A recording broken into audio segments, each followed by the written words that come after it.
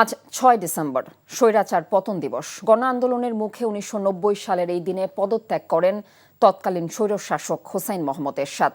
এই দিনে তিনি অস্থায়ী সরকারের হাতে ক্ষমতা হস্তান্তর করলে এর মাধ্যমে অবসান ঘটে দীর্ঘ ৯ বছরের স্বৈরশাসনের। মুক্তি পায় গণতন্ত্র। সামরিক আইন জারির মাধ্যমে ১৯৮২ সালের ২৪শে মার্চ রাষ্ট্র ক্ষমতা দখল করেন তৎকালীন সেনাপ্রধান লেফটেন্যান্ট জেনারেল হোসাইন মোহাম্মদ এরশাদ।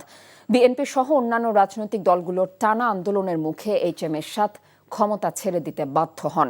এরশাদ বিরোধী আন্দোলনে প্রাণ দেন ডক্টর শামসুল আলম খান মিলন, নূর হোসেন সহ আরও অনেকেই।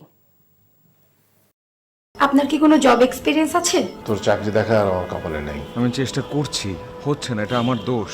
টাকা হলে মানুষের অবস্থান পরিবর্তন হয়, কিন্তু রুচির না। এমন ছেলের কাছে বিয়ে হলে যে কোনো মেয়ের আর্থিক নিশ্চয়তা থাকবে। টাকা পয়সা কি সব? আর একটা প্রাইভেট চাকরি করে তো সরকারি চাকরির জন্য চেষ্টা করা যায়। বেসরকারি চাকরি করতে গেলেও টাকা লাগে, লিঙ্ক লাগে, যেটা কোনোটাই আমাদের নেই। জীবনটাকে সবসময় সহজভাবে দেখবে। অর্থ মূল্য ছাড়া কোনো কাজের কোনো মূল্য কেউ দিতে চায় না।